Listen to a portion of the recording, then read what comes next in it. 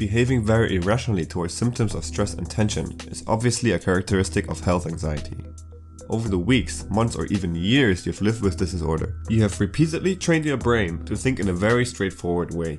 Which for me, and I guess most of you out there, goes something like this. You feel a shooting pain in the chest. I'm having a heart attack. Numbness on the left side of the face.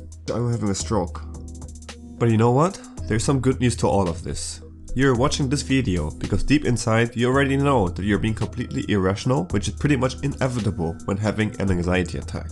But luckily for us, the brain is formable and we can unlearn most of the unhealthy connections we have created in our brains and replace them with positive ones. And the best way of doing this is by habit and repetition.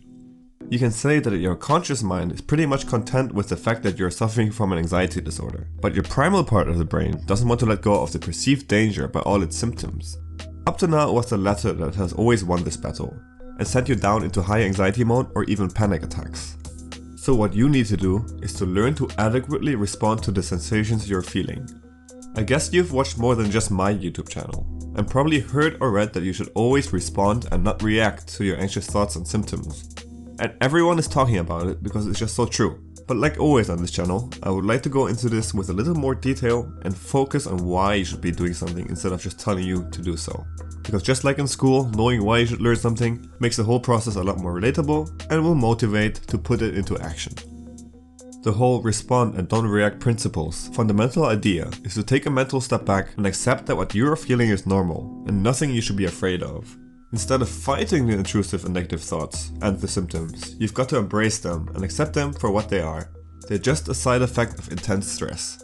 In theory, this is something that is wonderful, but when trying to put it into action, you'll be brought off your path by the feeling of doom and uncertainty. And that is something that you, at least at the beginning, can't avoid. The feeling of impending doom just goes hand in hand with a panic attack. But like always, there is something that you can do to intervene and regain control over your thoughts. You remember earlier I've mentioned that your conscious mind and your primal brain are fighting it out who will take control. Often this battle takes a few moments until the latter wins and you end up in a panic attack. And you know why it's your primal brain who always seems to have the upper hand?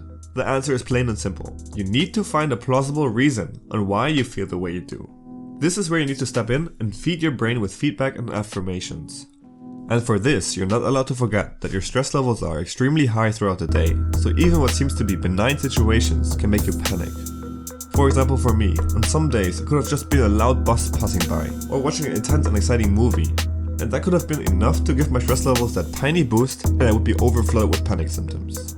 It could also be things like bad sleep the night before, extreme muscle tension, or a little rash somewhere on your body. The tiniest things can cause stress, and for us with an anxiety disorder, every little bit of it can be enough to send us into panic mode. You need to connect the dots and figure out how you've gotten into this state. What you're feeling is normal for the amount of stress your body is going through. But the way you justify these sensations is totally inappropriate.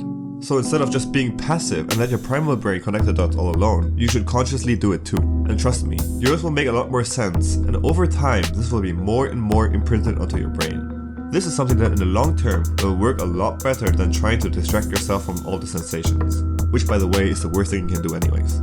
Connecting the dots will reveal actual triggers for your anxiety, and you slowly will learn to accept that everything you're feeling is there for a reason, and not something that comes out of nowhere. All that uncertainty you're feeling deep inside will vanish. No more thoughts like, what if this one actually is a heart attack, and so on. And before I offend anyone, I'm the last person on this planet who will say anxiety recovery is this simple.